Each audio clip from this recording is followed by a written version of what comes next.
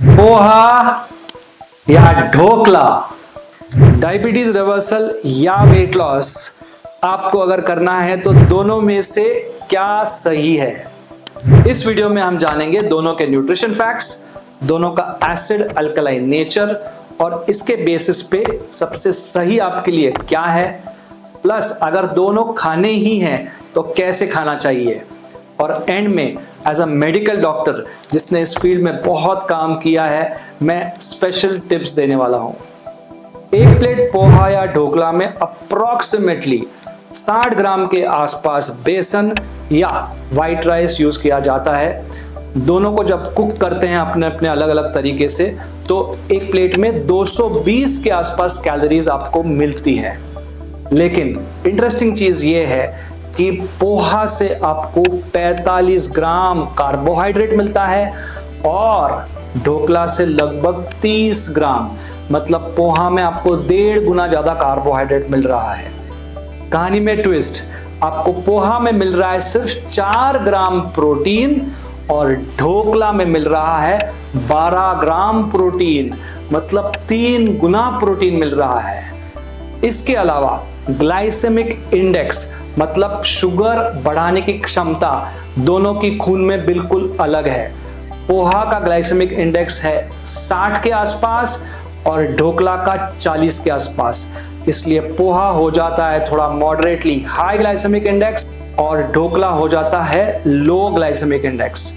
इसलिए जब भी आप पोहा खाते हैं तो खून में आपकी शुगर बहुत जल्दी बढ़ती है इस ग्राफ की तरह, और जल्दी कम भी हो जाती है क्योंकि आप ज्यादा इंसुलिन बनाते हैं। और जो लोग पोहा खाते हैं उनको 1-1.5-2 घंटे के बाद वापस भूख लगती है इसकी वजह से। इसके कंपैरिजन में अगर आप ढोकला देखेंगे तो ढोकला आपको धीरे धीरे शुगर बढ़ाता है जैसे ग्राफ में दिखाया है, और ये आपको जल्दी भूख लगने नहीं देता है।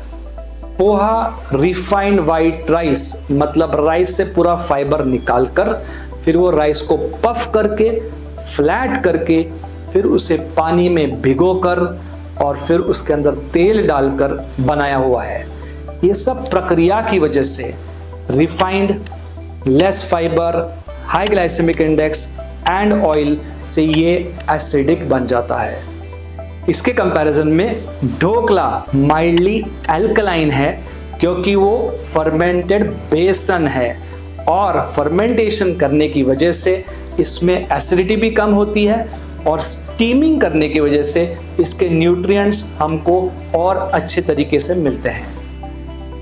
तो फिर इतना न्यूट्रिशन फैक्ट्स और एसिड अल्कलाइन नेचर जान के आप भी खुद ब खुद कंक्लूड कर सकते हैं कि अगर वेट लॉस करना है, अगर शुगर कंट्रोल में रखनी है, तो ढोकला आपके लिए डेफिनेटली बेटर है।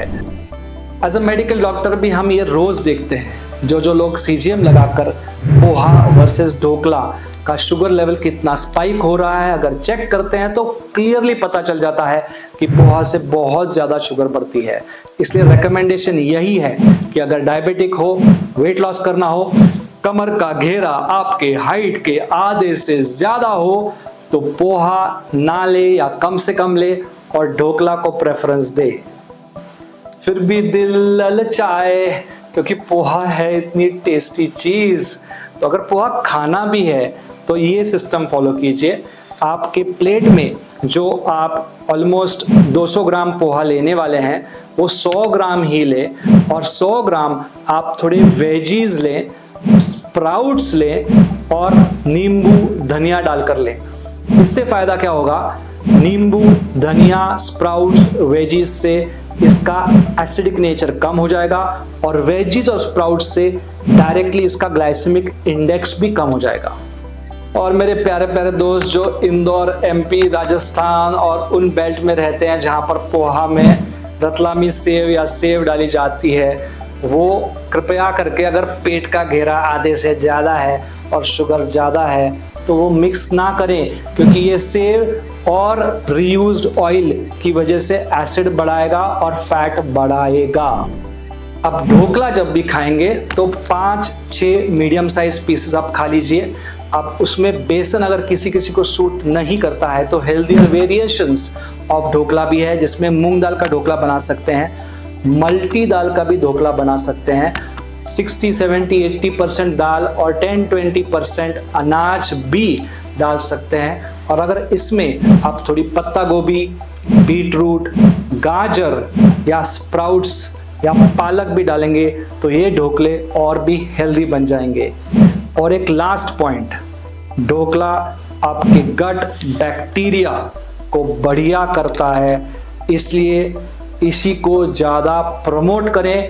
मेरी इच्छा है कि घर घर, देश भर, दुनिया भर ढोकला ज़्यादा बने और वेट लॉस हो, डायबिटीज़ रिवर्सल हो। और गट बैक्टीरिया के बारे में आपको ज़्यादा जानना है तो मेरा अगला वीडियो देखें।